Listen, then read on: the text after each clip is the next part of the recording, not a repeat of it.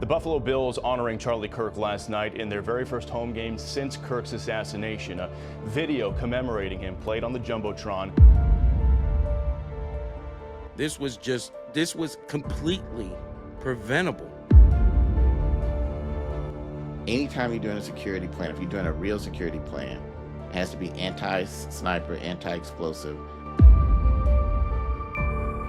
This was piss poor on Utah's campus, law enforcement that was there, and even the event security, his security. The wise general wins the battle before it's even won. If the security is done right, it shouldn't even get to that point.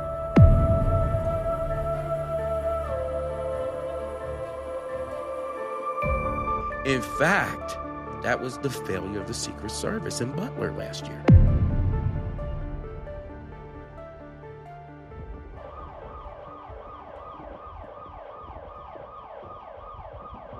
Hill of Justice is sponsored and produced by Jermaine Delmas Studios.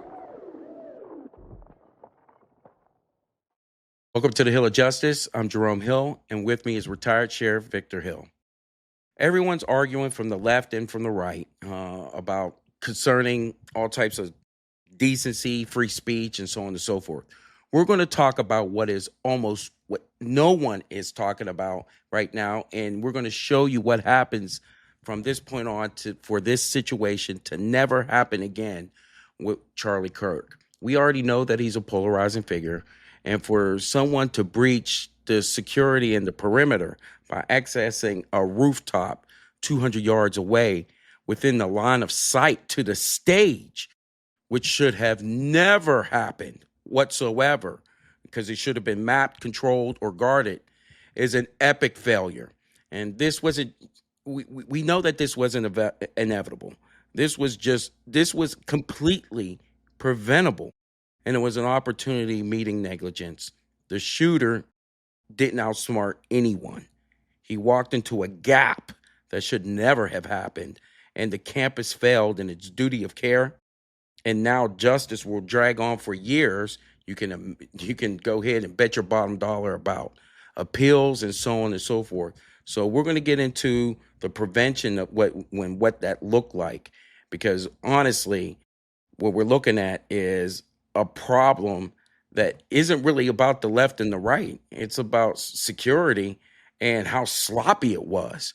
So, my brother has a unique perspective on this because it was something that he had to deal with when he initially became sheriff. And we want to talk about that because the universities in itself that invite high-profile, high-risk speakers assume a duty to reasonably secure the environment, which includes working with law enforcement to close vulnerabilities. The issue here is that they weren't working completely in concert, because this would have never happened. Even Charlie Kirk had a security team. And thus, some of the things that they were talking about, brother, was revealing about his security team, especially people who used to work on that security team, saying that the things that they only had to worry about was people splashing water on him. And that's it. That's what we're doing now when you have a figure like that? Well, let me say this. Let's start with the campus police. Okay. I'm not going to say all, because I haven't visited every campus, but most college and university campus police they don't treat them or equip them like they're the real police, even though they are the real police. And they're thinking more of the lines of, let's keep the kids safe. Let's make sure the parties don't get out of hand. Let's not, we don't want any drugs here. And then it gets very, very political, because you got to understand the students are paying to be there. So they're not so apt to, like, if there's kids doing drugs in the dorm, they're not more apt to make an arrest like that. Maybe they might make an arrest if a person's bringing drugs there, because you're talking about arresting paying customers. So it's a different atmosphere, and I don't think that people people get complacent because they think, well, that's not going to happen here, and that's the main danger to police work. When you think, well, it's not going to happen here, almost reminds me of what sheriffs deal with court security.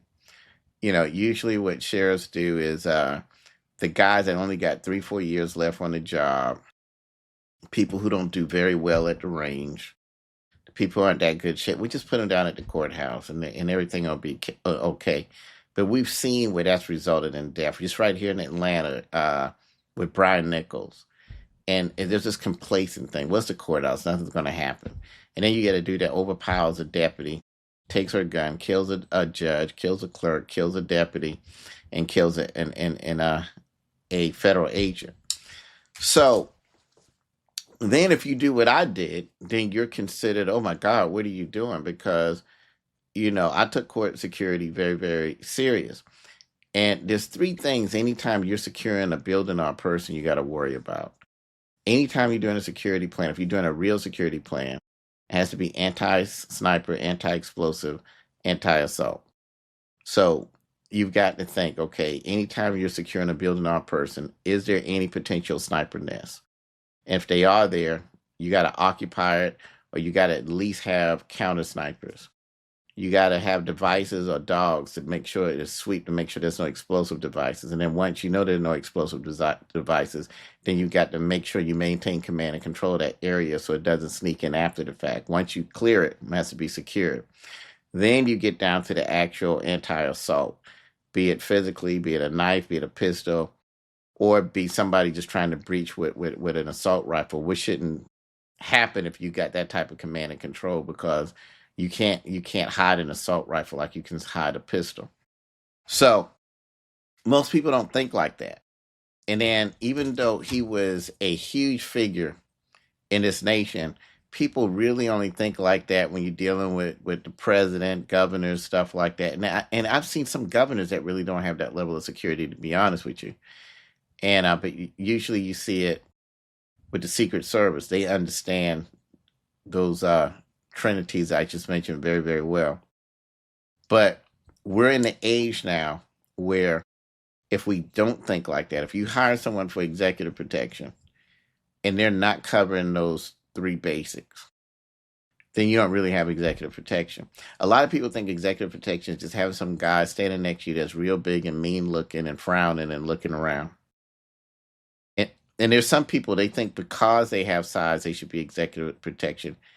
And that's not really what executive protection is, because if that's all you got, anybody can just walk up and shoot him first, and now they got you. Real executive protection is spread out. Some of it you can't even see. And they're not paying as much attention to you as they're paying to the surroundings. Anytime I see a guy that has security, and security is watching him and interacting with him or interacting with the people he's interacting with, I know they don't know what the hell they're doing. They should be paying attention to his surroundings and making sure nothing's coming near him, looking at the crowd, looking at hands, looking at rooftops, looking at windows. And Let's talk if about they're that. just out there engaging with him, some people, people say, hey, I want to be your security. What they really mean is they want to hang out with you and they want to socialize. Because real security work is boring and it requires attention. You can't have attention deficit disorder because you've got to maintain attention, because hours, days, weeks, months, or years can go by and nothing happen. And at one time you're not paying attention, that's when something happens. So let's talk about the security aspect of it. You have a college that invites a lightning rod figure. There aren't just booking a speaker. They're booking a threat environment. So you know this, or you should know this at this point in time, given our politics. But you got to have somebody who thinks threat assessment, and most people don't. There's not a law enforcement leaders that think threat assessment. And then if they do, they're criticized. Hey, I'm not talking about it. When I first became sheriff, I fired a lot of people, and I did a threat assessment. I was firing folks that had automatic weapons because they were in the SWAT team or whatever, and I did a threat assessment. So I knew I needed people on the roof. I needed people at different places. And then, of course, there's this thing, oh, my God, what are you doing? And, but when you look at the fact that the sheriff in the county adjacent to mine had been shot when he came in and removed the administration, and you look at all the on-the-job violence we continue to see where people go to the job and shoot, it's it's nothing that doesn't make sense. But this environment we're in, this political climate, tends to punish uh, preemptive or preventative stuff. You know, I used to there was a man at my courthouse every day in the atrium or outside with a rifle to make sure we didn't have active shooters. That came under criticism. He has a rifle up there. I mean, what does he have a rifle? It's intimidating. Well, good. It's better than someone come to the courthouse and shooting at everybody, which has happened at several courthouses. But there's this thing about being proactive, and it's just too much. It's too much until somebody gets killed, especially if it's someone in their family. Yeah, well, here's the problem. Utah campuses allow campus carry. How do you not do that? If you have students walking around with weapons, how do you not put that into your threat assessment? That's ridiculous. You got, and then, event security 101. Every perch up there is a threat. Any type of line of sight is a threat. Mm-hmm. Hell, even the tree lines are a threat. How do you not secure that? I mean, now that we've had about a week to absorb all this was piss poor on Utah's campus, law enforcement that was there, and even the event security, his security. They all failed. Well, let me say this. The Secret Service is the best in the business. And when you watch them and they're walking alongside the motorcade or everything, what are they looking for? You don't see them just walking. You see them, they're scanning rooftops, they're scanning windows and stuff like that. Let's take it back a step further if we really want to talk about security and where we're at and why we shouldn't have seen this. When John F. K. was assassinated in the convertible, mm-hmm. no president was ever allowed to ride in a convertible again. Mm-hmm. He has to be in a hardtop because it was an exposure that mm-hmm. was overlooked, and nobody was really covering the windows and covering the rooftops and doing the clearing or pre-clearance that needs to be done in these type of situations. So that stuff was eliminated. Anytime you have a high profile figure, everything has to be in a controlled environment.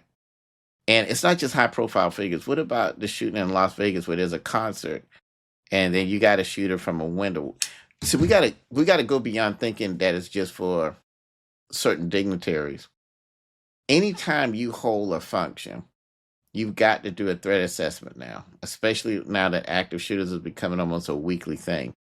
So if you have an area designed for concerts, and that area just happens to be in between buildings and there's a lot of windows, every window is a threat. And if you don't have a plan for that, everyone there is in danger. There has to be someone watching those windows. The windows have something. Rooftops, someone has to be watching. The best thing is to have someone there. Anytime I had an event, I had one annual event when I was sheriff. And there was always deputies on the rooftops. Marksman. Why? First of all, I didn't want no one to take that rooftop and we don't know it because we're so busy down there having a good time. Nobody's looking up. So now we already occupy the most dangerous area there. And then not only they occupying it, but now they can watch any other areas. My deputies had to find any place a sniper nest could be at the courthouse and check it every day to make sure there's nobody there collecting mm-hmm. data, collecting windage and elevation data and distance or whatever, because you never can tell. Every day we had to sweep that courthouse with a bomb dog. Every day. Not some days, every day. Mm-hmm. And then once we knew the courthouse was clear, we had to maintain it. We had to maintain the perimeter to make sure nothing else could get in. Well, if you're going to have a concert somewhere, like they had in Las Vegas that time they had that shooting, now anytime you have any type of outdoor event, it's a danger to everybody there. If security is not thinking sniper, anti-bomb, anti-assault, if you don't have a way to control the ingress and egress of weapons, then you have no control and it can be any place else. And what I recommend for public figures like Charlie Kirk, God bless his soul, but the ones that are still living, is that I do not recommend any type of outdoor venue. And Thank you. if it is, Exactly. Don't do that. exactly. And if it is, have enough security where you've covered get an ex sniper or a sniper. Hey, where would the sniper nest be? Occupy those areas, or you got to have a counter sniper that can not only take the high ground but watch any other ground where a sniper could be at. You got to check for explosive devices, and then you got to be able to control what weapons can get in and get out. If you don't do that, everybody's Yeah. at risk. Yeah. There's more angles of attack on the outside. Absolutely. In fact, if I am going to do any type of security detail, security detail, as the principal, I'm not even advising you to be outdoors at all. Right. We're talking about the parking decks, the tree lines, the rooftops. All of this, unless it's hardened by what you said and more, we can't do that event. In fact, I heard somebody on the internet say something to the effect that, well, they should have had more magnetometers. No, dumbass. No. Let me tell you something. You could have a whole bunch of that, but how are you going to do that for the tree line? How are you going to? Absolutely. You can't control the perimeter. There's just no way you can do that. And so thus, the magnetometers, if you want its most maximum effect, indoors. How about that? Right. Yeah, especially if it's something where people have a date and time, when people know that a particular figure is going to be there. We know he's going to be there at this event at this time. That gives a person time to plan. And if they have time to plan, your security detail should be planning even more ahead before the announcement. That's what it's going to be at. They've got to be there ahead of time, and I don't mean just hours ahead. I mean days ahead to make these assessments and to see where all of the weak points are, and to make the arrangements. Hey, for this area and this amount of people, we're going to need this. We're going to need Right. that. That's hot. Right. We got That's right. cold That's all over there. exactly right. We got to do that type of stuff. That's the type of thing that we need to be doing. Well, that's an impossible shot right over there. That doesn't mean you don't put nobody over there, or you don't put a counter sniper to say, hey, guess what? We have a threat there. That should be, in fact, that was the failure of the Secret Service in Butler last year. Absolutely. And another thing too that we've got to do too, if it's an area, if it's a situation where it's an outside event and it has to, then we've got to have clear ballistic protection in front of that person while he's speaking. Right. Make it impossible. Right. Right. With objects. Exactly. That's something. If our president or if any of our dignitaries are someplace and it has to be outside and people know it, in addition to the counter snipers, in addition to everything, have some type of clear ballistic protection in front of him, where even if they took the shot, it's not going to work. And this is where we're at in the world today. But we've got to keep our dignitaries safe, and we got to keep them alive. And because when things happen to our dignitaries, it shakes the whole foundation of government, and then you get disorder. Right. So, what we're looking for is someone pacing near access ladders, carrying a hard case, spending too long at a window. You can have binoculars scanning those rooftops and in those windows. But it goes beyond that. It goes beyond just, getting there 3 days earlier and scanning and doing a threat assessment or whatever. There's another type of threat assessment that has to be done. And every law enforcement should be doing a threat assessment in the area. And we did it, and it was very, very effective. Who's on social media in that area? That's a little odd. Who's on there that's making, if not making threats, making certain type of comments? Some of these folks that's involved in this stuff, when you look at their social media, you'll see things that were disturbing before they did what they did, posing with guns, saying off remarks. And those type of folks, you need to pay them a visit. And before the dignitary comes to town, you need to know where they're at and what they're doing. You got to take security beyond just what we think. Everybody is they're one dimensional. You just think you need a big goon looking tough with shades on. And that's really not no real security. But I mean, what are the threat assessments in that area? Who are the people that are far left or far right or far whatever? And where are they at? And those are the type of people you need to know where they're at, especially on the day that that dignitary is going to be there. Yeah, I'm using more plain clothes, more than uniforms. And I'm putting them strategically in places where I could feel as though that they can go ahead and cover gaps, you know.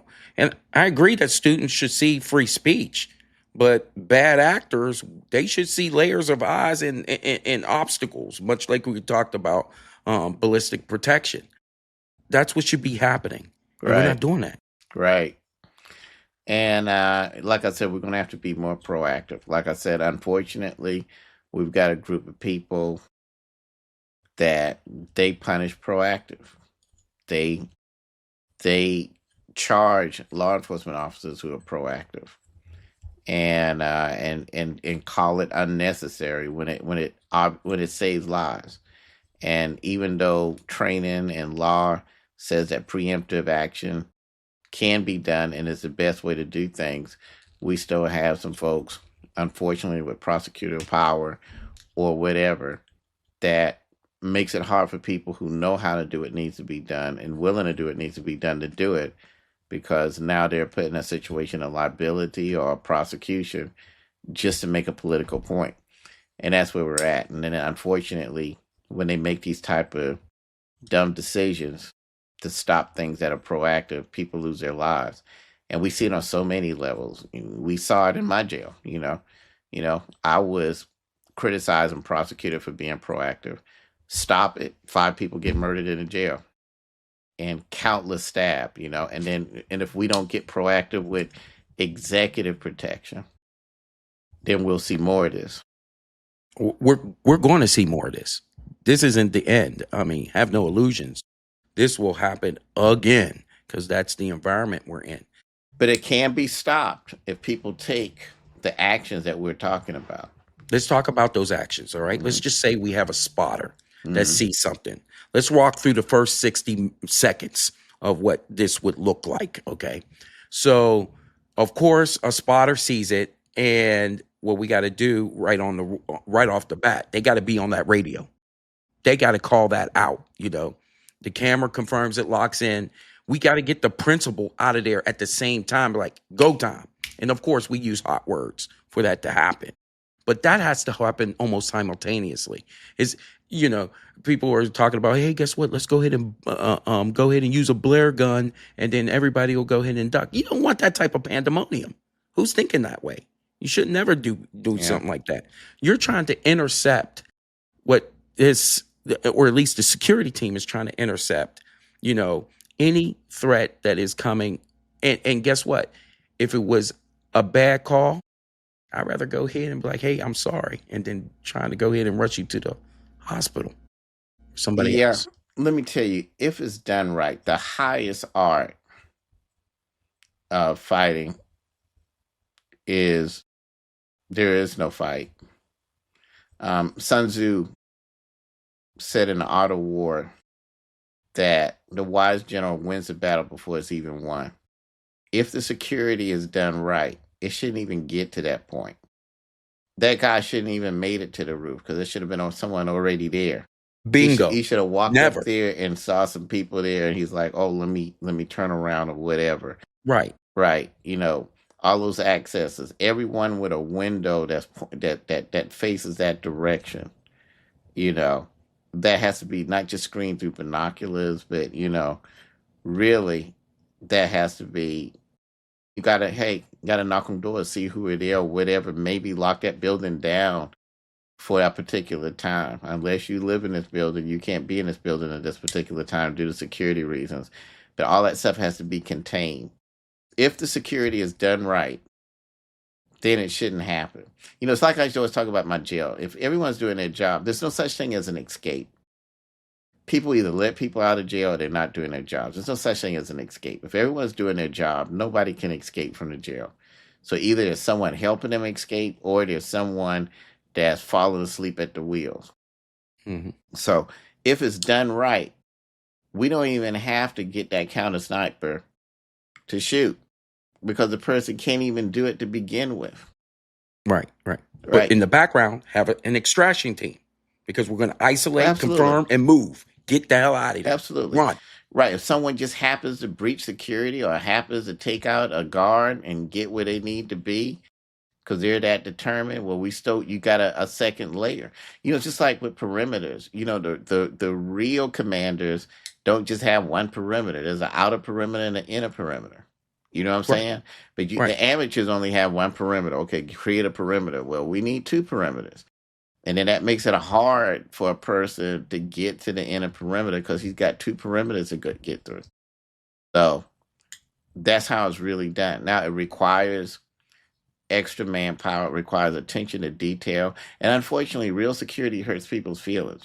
Every time we put security measures, somebody doesn't like it. People didn't like it when they got to stand this long line at the airport and they got to take off all their shoes and stuff. But if you want to get on that plane and absolutely know there's no bomb on that plane, or know that it's a situation where we don't have to worry about it, that's what it takes to be safe.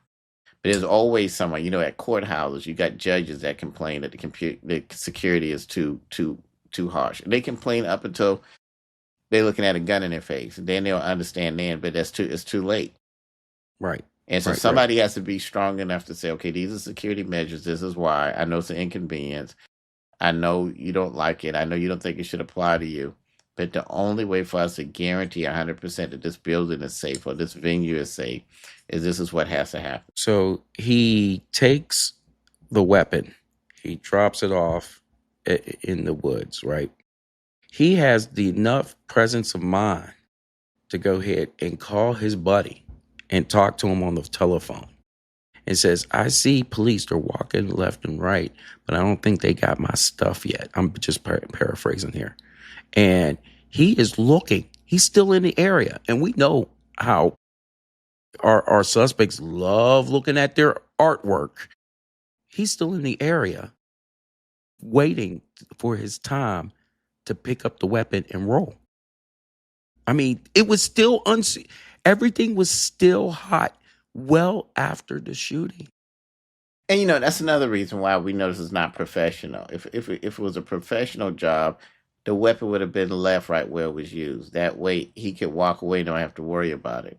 Why do people have to take the weapon or get rid of the weapon? Because if that weapon can be traced to you. Professionals don't use weapons that can be traced to them. And when they do what they do, they leave the weapon right there. That way, when they're trying to escape, nobody can say, well, I saw him with the weapon or he was in a position of other weapon. So I know we had in the last podcast we did, I told you, yes, I doubt if this guy is a professional assassin because he might be a hunter and someone that's experienced with guns. But, a lot of people was impressed with the fact that it was a neck wound. I wasn't. I know a real sniper would have hit what he was aiming for. Yeah. And you're right. And snipers don't aim for the neck. Right. So it's one of those things. But that right there just go to show that it wasn't done by a professional.